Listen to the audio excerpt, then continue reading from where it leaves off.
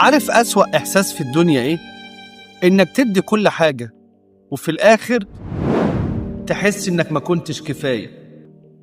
افتح قلبك مع وليد واسمع الحكاية. كنت موجود، دايما موجود، بتسأل وتهتم وتشيل الهم قبل ما يتقال.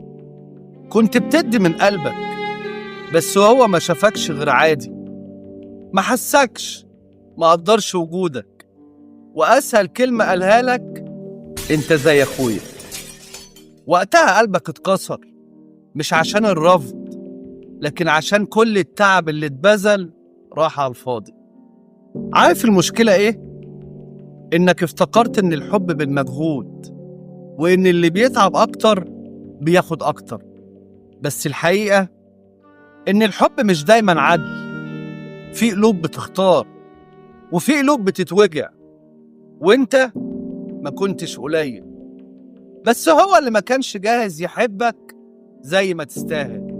ما تحاولش تثبت لحد انك كفاية. اللي مش شايفك كده من البداية مش هيستنى يقتنع في النهاية. افتح قلبك مع وليد لو يوم حسيت انك كنت زيادة في حياة حد ما استهلكش.